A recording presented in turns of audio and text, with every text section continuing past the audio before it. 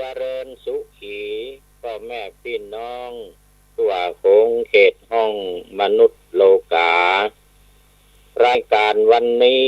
มีวาสนาได้ปิกปืนมาออกอากาศก้องอู้ฮือคนฟังเสียงดังว่องว่องล่องตัวยคลื่นในท้องฟ้าเข้าสู่เครื่องฮับปุบปับบัดจ้ามือคนตัวหน้าได้ฟังเป็นอริยะธรรมสัจจังของพระพุทธังสัมพุทธเจ้าสัมพุทธเจ้าขอถวายความเคารพพระมหาเถระพระเถรานุเถระเจ้าคณะพระสังฆาธิการทั่วโลกขออำนวยพรแด่ท่านสาธุชนพุทธบริษัททั้งหลายวันนี้รายการเสียงธรรมกำจัดโควิดก็จะได้นำเสนอเนื้อหาสาระจากธรรมะขององค์สมเด็จพระสัมมาสัมพุทธเจ้าเป้าหมายคือการกำจัดโรคภัยไข้เจ็บที่กำลังระบาดขนาดหนักในโลกขณะนี้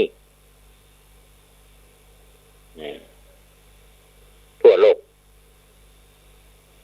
ทั้งในต่างประเทศและในประเทศของเราโดยในต่างประเทศนั้นตอนนี้ก็กำลังร้ายแรงมีวี่แววในการที่ว่าจะลดลง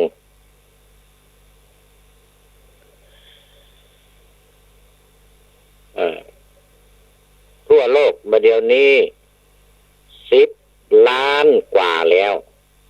10 ล้านกว่าคน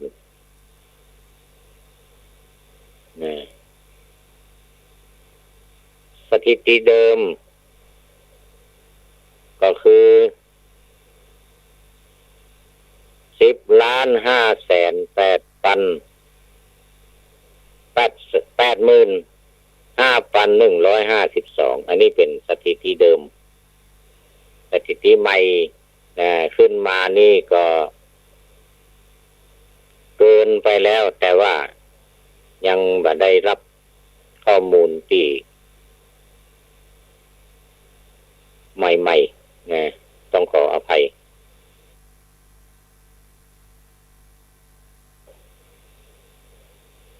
อาจจะเป็น600,000 700,000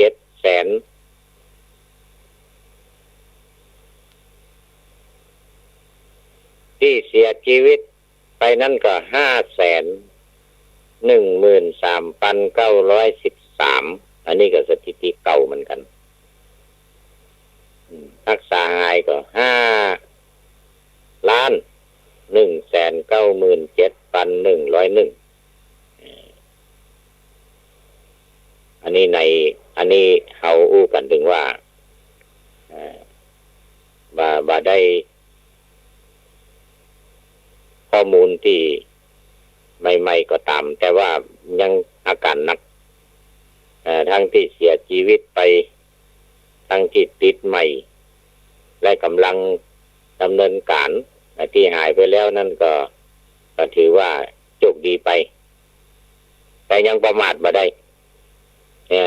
ยังประมาทบ่ได้เพราะว่าถึงแม้ว่าจะรักษาหายแต่ถ้าไปรับเชื้อเข้ามาใหม่อันนี้จะยิ่งอาการหนักนั่นก็ต้องระมัดระวังถึงแม้ว่าจะหายแล้วก็ต้องทิ้งระยะห่างเวลาอยู่ใกล้กับภัยและใส่ หน้ากากตลอดเวลาใส่หน้ากากตลอดเวลาเพราะว่าระยะนี้เข้าสู่หน้าฝนแล้วอากาศเย็นอากาศร้อนเริ่มลดน้อยถอยลงการกำเริบเสบสารของโรคโคโรนาก็อาจจะมีโอกาสแสดงฤทธิ์เดชขึ้นมาเวลาใดก็ได้เพราะว่าศัตรูของมันคือความร้อนเมื่อความร้อนลดลงก็แน่นอนละมันก็ล่าเริงใจแล้วครับนี่ใครที่ภูมิคุ้มกันอ่อนลงเบาลงมันก็จะแสดงอาการที่ผ่านมาเรารู้กันดีว่าเชื้อโรคนี้ถึงแม้ว่ามันอยู่ภายในแต่ว่ามาได้โอกาสในการแสดงออกมันก็แพร่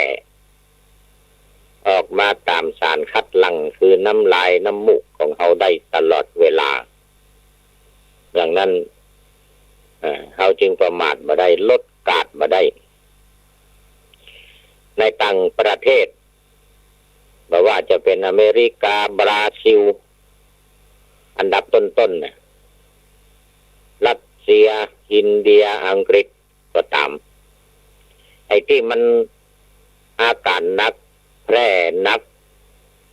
เกิดขึ้นอย่างต่อเนื่องที่เป็นแล้วก็เสียชีวิตอย่างต่อเนื่องนั้นก็เพราะว่ามีความประมาทโดยเฉพาะมีความเชื่อกันว่าเป็นไข้หวัดธรรมดาอย่างประธานาธิบดีบราซิลกับประธานาธิบดีอเมริกาสองคนนี้ประกาศอย่างแข่งขันดื้อรั้นมาใส่หน้ากากบอกว่าเป็นไข้หวัดธรรมดา ทั้งที่ว่าในประเทศของเขากำลังระบาดหนักคนตายกันนักคนเป็นกันนักเขาก็ยังเชื่ออยู่ว่าเป็นไข้หวัดธรรมดายังประกาศบัญยอมใส่หน้ากาก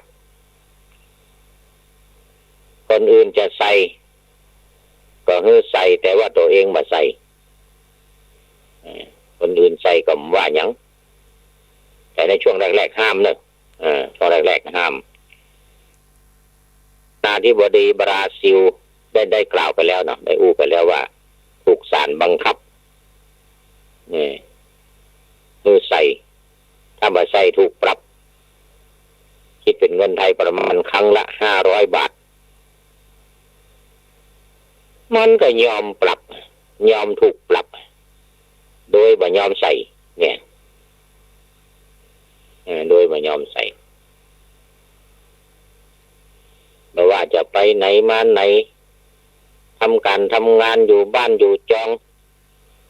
พบปะคนนั้นคนนี้มันก็ตึงบ่ยอมใส่บ้ามันนักแกเหมือนกันเฮ้ย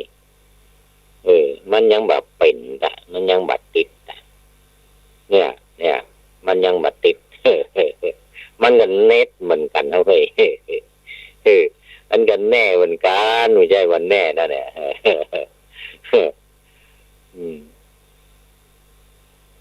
เขาว่านะตามข่าวบางเตื้อมันก็จามไอเป็นน้ำมูกน้ำลายออกมาเหมือนกันว่ะนายทรัมป์นี่นะนายทรัมป์ประธานาธิบดีของอเมริกา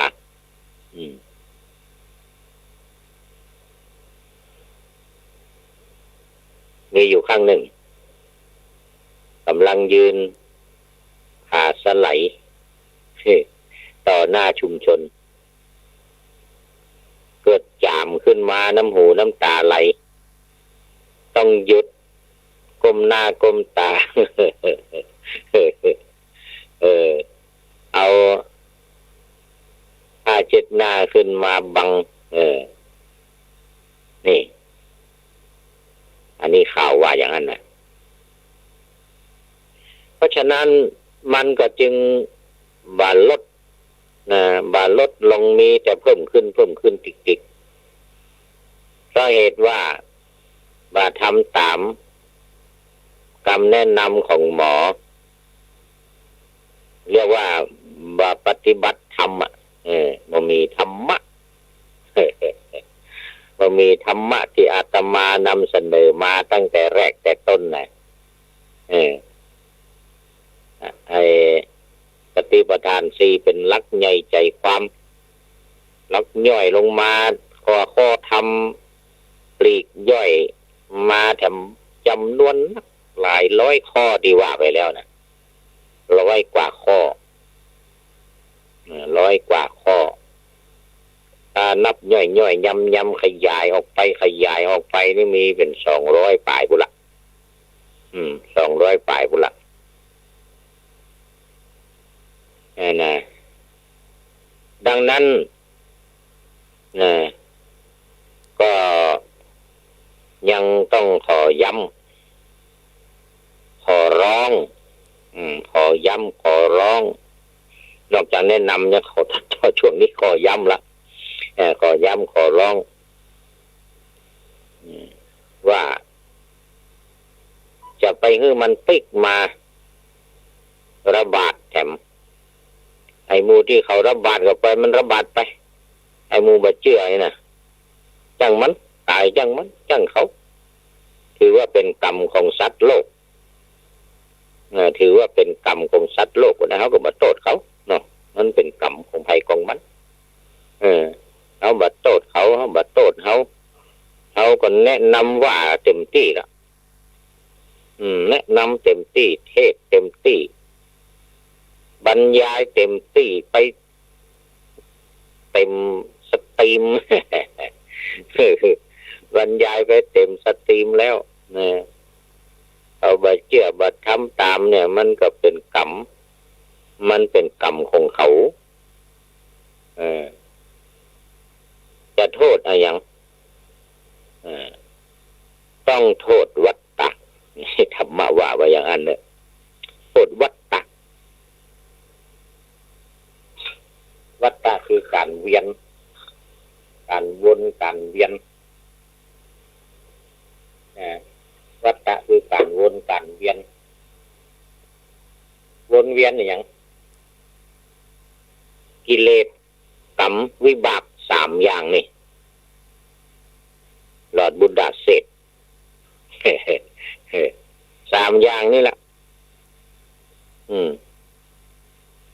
คือกิเลสกรรมวิบาก3 อย่างเนี่ยศรัทธาญาติโยมทั้งหลายเรียกว่าวัฏฏะแปลว่าวนมันวนอยู่เนี่ยวนอย่างไรกิเลสมันมีกิเลสอย่างใดก็ยังไอ้หมู่ที่มายอมตึดหน้าตึดตามายอมอยู่ห่างคนเนี่ยมายอมล้างไม้ล้างมือให้สะอาดแกงฮ้อนจ้อนหามาเอายังร่วมกันอยู่ยังร่วมกันอยู่ยังกินร่วมกันอยู่ยังนั่งด้วยกันนั่งกินด้วยกันไข้หัวเราะส่วนเสเฮฮาสนุกสนานร่าเริงเบิกบานเป็นหมู่มากลัวน้ำร้อนหมู่มากลัวน้ำร้อนเนี่ยอันนี้คือกิเลสคือวัฏฏะเขาโทษกิเลสโทษวัฏฏะคือโทษอย่างนี้นะโทษวัฏฏะมันเป็นกรรมของเขาอ่ะมันจะต้องวนเวียนอยู่อย่างนั้นน่ะมันมีกิเลสอยู่เนี่ยมันมีความเศร้าหมองทำความชั่วความบัดดีอยู่หั่นแล้วเนี่ย ทำกิเลสมันจะใครเล่นใครหัว ให้เข้าอาบอบนวดเข้าคลับเข้าบาร์กินยากินเหล้ากินเบียร์ฝิ่นเฮโรอีนกัญชาอย่างต่างๆยาเลิบยาอีว่ากันไปนี่กิเลสทั้งนั้นนี่แหละคือวนนี่แหละคือวัฏฏะสงสารวัฏฏะสงสารตัวนี้หมายถึงสังสาระนะสังสาระแปลว่าโลกสังสาระเนี่ยโลกสงสารสงสารตัวนี้แปลว่าโลกก็คือที่อยู่คือหมู่สัตว์หมู่คนทั้งหลายนี่แหละคือสงสารละแต่ในภาษาไทยเขาเอามาใจกันว่าโอ้อินดูเนาะสงสารน่าสงสารน่าอินดูคำจริงจะว่าไปมันก็ถูกเหมือนกันนะถูกโดยอ้อมน่าสงสารหมู่นี่นะ โดยอ้อมปัญหาญาติโยมทั้งหลายนะมันถูกโดยอ้อมมันน่าอินดูน่าสงสารน่ะมันทำตัวมีกิเลสทำตัวมายอมทิ้งกิเลสมายอมละกิเลสเสส่วนม่วนเล่นกันประเดี๋ยวนี้ในคลับในบาร์อาบอบนวดเปิดแล้วคลายละว่านะเอาละไอ้หมู่สงสารหมู่น่าสงสารนี่ไปละไอ้หมู่น่าสงสารนี่นะไอ้หมู่อยู่ในวัฏฏะสงสารนี่ไปกันทำละไปอาบอบนวดมันนะอย่างที่ได้ข่าวเมื่อครั้งที่แล้วเมื่อวันศุกร์เมื่อวันศุกร์ที่ผ่านมาพูดนะว่าสาวละเอกละอ่อนที่ไปอยู่ในตู้นั่นนะบ่ปอว่ะพัฒนาหมู่ไปแอวกันนี่เลี้ยงแถวกันรอคิว จนรอบ่ได้ต้องปิกบ้านนี่ความจำเป็นอย่างนี้กลายเป็นการปฏิบัติธรรมไปแล้วเนอะ มันปฏิบัติด้วยจำเป็นลูกมาได้อาบอบนวดแล้วมาได้อยู่ใกล้สาวๆละไอ้เรื่องใส่หน้ากากไอ้เรื่องอยู่ห่างมาต้องอู้ถึงละดิสแตนแดงนะมาต้องแต่มันได้ดิสแตนดิ้งมันได้อยู่ห่างโดยอัตโนมัตินี่มันเป็นกรรมอย่างหนึ่งเหมือนกันนะมันเป็นแรงกรรมอย่างหนึ่งโดนบันดาลมามันได้ไปแอวไปรอคิวแล้วก็พลิกมาอย่า แต่ว่าไปรอคิวนั้นมันก็อยู่ใกล้กันเหมือนกันเลยใกล้กันเหมือนกันนะรอคิวมันเมินล้ำไปทนมาได้กับพลิกเหียนี่มันก็เป็นโจกของมันนะเป็นแรงกรรมโดนบันดาลให้มันพลิกอย่างนี้ มันอดทนรอมาได้ละสาวๆในตู้มัดว่ะโอ้อย่างนั้นล้ำเหลืออย่างนั้นล้ำเหลือมูนี่นะแต่ว่ามูที่ได้ไปเป็นกู้นั่นก็ไปนอนด้วยกันไปบีบไปนวดไปอาบน้ำด้วยกันไปอย่างต่างๆกินเหล้าเมายากินเบียร์อาบน้ำอบตัวนวดตัวดิสแตนแดงมันต้องอู้ถึงละมันถึงติดกันอ่ะน้ำหูน้ำตาน้ำลายน้ำมูกเนี่ยมันต้องอู้ถึงมันถึงออกติดกันตลอดก็จุบอย่างกันนี่มันอย่างนี้อันนี้คือข้อแรกกิเลสวัฏฏะข้อแรกคือกิเลสข้อที่สองกรรมเมื่อมีกิเลสก็ทำกรรมอย่างที่ว่าเนี่ยไปในคลับในบาร์อาบอบนวด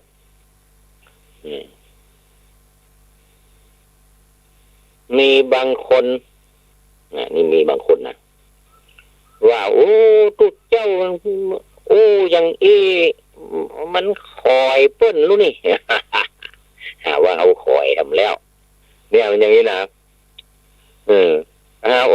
ย่างนี้ก็หาว่าเขาคอยเขาเหมือนได้ไปเขาเหมือนได้แอวเขาเหมือนได้ไปอาบอบนวด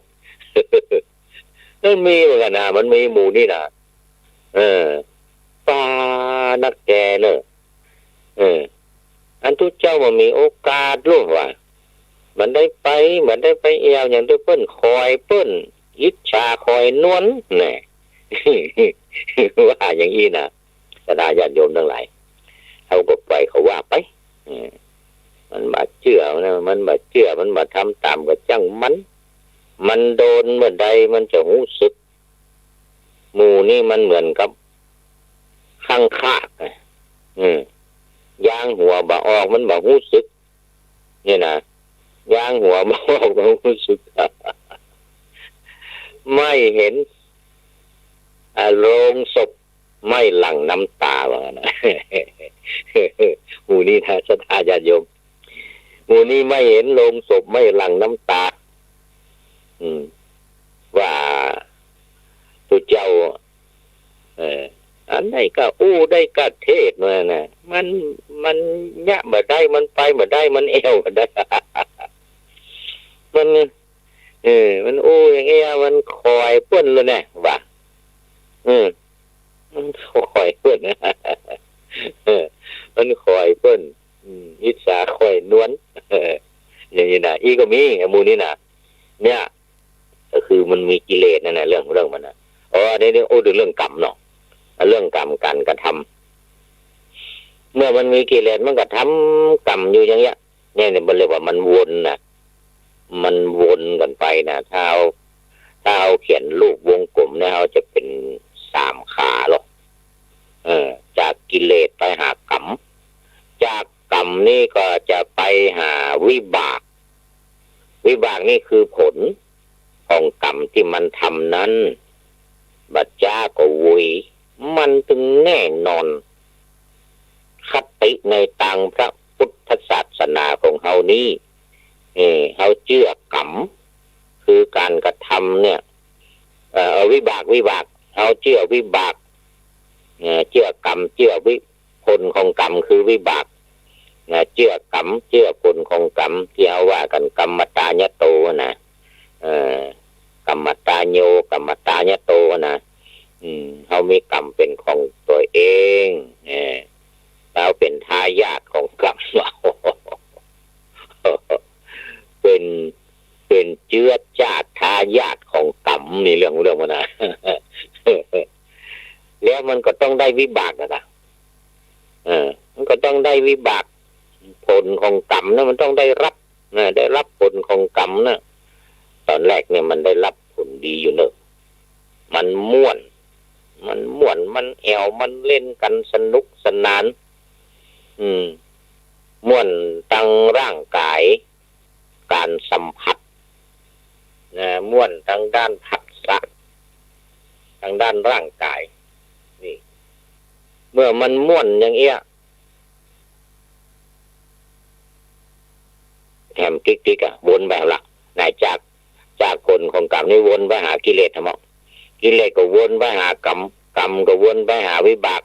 มันนี่เรียกว่าวัฏฏะสงสารมันวนกันไปอย่างอีติ๊กแต่บางคนพอได้รับผลกรรมนักผลตั้งบัดดี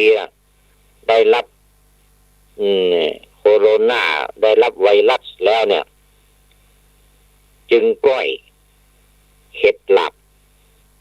แต่ว่ามันบัดตันการแล้วมันโดนไปเห็นแล้ว พอมารู้สึกทัวจะสุกงาปมไม่อย่างว่านะทัวจะสุกนะกว่าทัวจะสุกงามันไหม้ไปแล้วเนี่ยงามันไหม้ไปแล้วมันอย่างเงี้ยมันเอาบัดตันแล้วมันแก้บัดตันแล้วยางหัวออกแล้วนะมันจึงมารู้สึกนะ เนี่ยหมู่ข้างคกหมู่ข้างคากไงนะเนี่ยมันเป็นประเภทหมู่ข้างคากนี่ก็คือหมู่มีกิเลสพอหันลงศพเอาละทีนี้ให้กันแล้วเขาเนี่ยให้น้ำตาไหลแล้วไปตันกับเนี่ยมันเข้าโรงศพไปแล้วตายไปแล้วเอาเสียงระฆังดังแล้วเว้ยเสียงระฆังดังละ ใกล้จะหมดเวลานะสถานแต่วันนี้ฝากนะฝากคือสถานญาติโยมทั้งหลายไปในเรื่องของวัฏฏะวัฏฏะสงสารนี่แหละคือ3อย่างกิเลสกรรมวิบากกิเลสกรรมวิบากถ้าจะคือพ้นวัฏฏะจะเว้นวัฏฏะนี้ได้ก็ต้องลดทอนเรื่องกิเลสเป็นสาเหตุสำคัญลดทอนกิเลสลงแล้วกรรมมันก็จะบ่มีเมื่อบ่มีกรรมก็จะบ่มีวิบากฝาก3อย่างนี้ไว้เป็นข้อคิดพิจารณาสถาญาติโยมทั้งหลายเวลาหมดแล้วขอนำรายการจากท่านผู้ฟังไปขอบรรจบปัญใจให้มีความสุขกายสบายใจปรารถนาสิ่งใดก็ให้ได้สิ่งนั้นสมมโนรสปณิธานทุกท่านเถิดขอเจริญพร